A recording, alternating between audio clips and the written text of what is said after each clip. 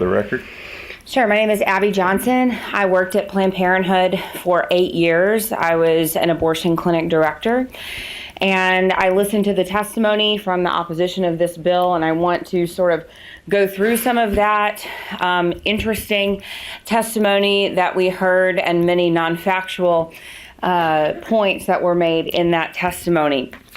One thing that I kept hearing was that, there's no exceptions in this bill for any sort of rape or incest. Let me be clear. Even if they were, the ACLU wouldn't support it. Even if there were, Planned Parenthood wouldn't support this bill. So the fact that they're even bringing that up is really intellectually dishonest. Abortion can never on its face be safe, because in order for an abortion to be deemed successful, an individual and unique human being with a beating heart must die. That can never be safe for that individual human life. I want to talk specifically about what a first trimester abortion is and what it looks like from a person who ran a Planned Parenthood abortion facility and was there for 8 years. First trimester abortions are by and large the most common abortion procedure we see in the United States. A transvaginal ultrasound is standard procedure inside of every National Abortion Federation clinic, which includes every Planned Parenthood clinic. That transvaginal ultrasound is done for primarily one reason: to determine how far along the woman is in her pregnancy so that we knew how much to charge her for the abortion. After the ultrasound is performed, the ultrasound machine is rolled away. The doctor comes in, who, by the way, has no conversation with the woman before the abortion. The fact that many people say abortion should be a decision made between a woman and her doctor is laughable. There is never a time where the abortion doctor goes in, sits down with the woman, and goes over risk, alternatives, and benefits to abortion. It does not happen. The doctor starts performing the abortion. He's going to insert into the woman's uterus, into the cervix, metal dilation rods, graduated metal dilation rods. He's going to dilate the cervix enough so that he can insert something called a suction cannula. That cannula looks like a straw. It is graduated. It gets bigger depending on how big the baby is in the womb, so that the head will be able to fit through that suction cannula. He's going to insert that suction probe inside of the woman's uterus. Ultrasound guidance is not used. That is not the standard protocol inside of National Abortion Federation or Planned Parenthood clinics. He's going to take that probe and he's going to blindly poke around inside the woman's uterus until he thinks he has enough blood and tissue in a glass jar. That glass jar is going to go into a lab called the POC lab. POC in the medical community stands for products of conception. The products of conception is, of course, the baby. But you can't say baby inside of the abortion clinic. So we said POC or POC, or if the staff was feeling funny, they would say that it stood for parts of children.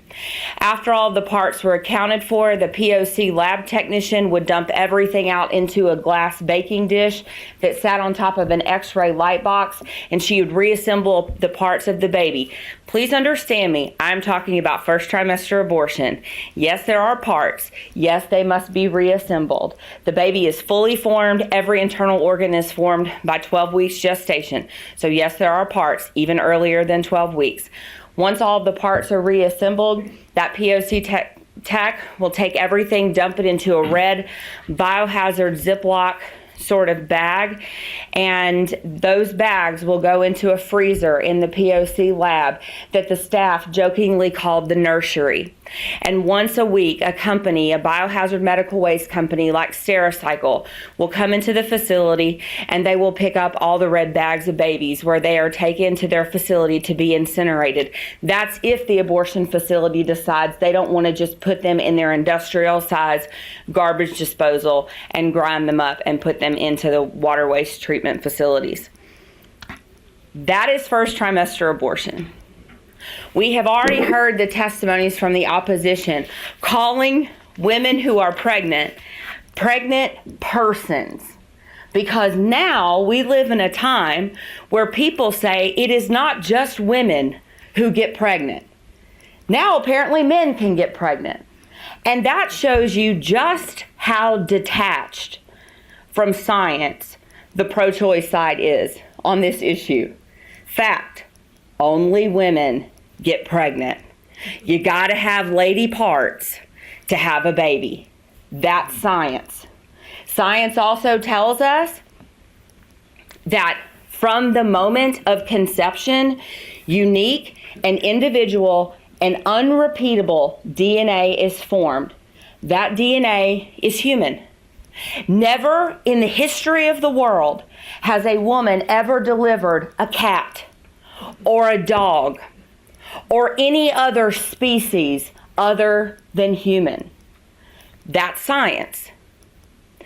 Our history tells us time and time again that it is unjust to take the life of an innocent human being. It was unjust to dehumanize an entire segment of people when we were working to abolish slavery. It was unjust to dehumanize an entire group of Jewish people in the Holocaust. But those two examples that I just gave you only exist because our society was willing to turn a blind eye, look a human person in the face, and say, that is not a human being. That is not scientific. Now we are living in such depravity that there are people, like the people that oppose this bill, that are willing to say, I know it's a human being, I know it has a heartbeat, I know there is life there, and I know it is innocent, and I'm willing to kill it. We have sunk to a new low in our society.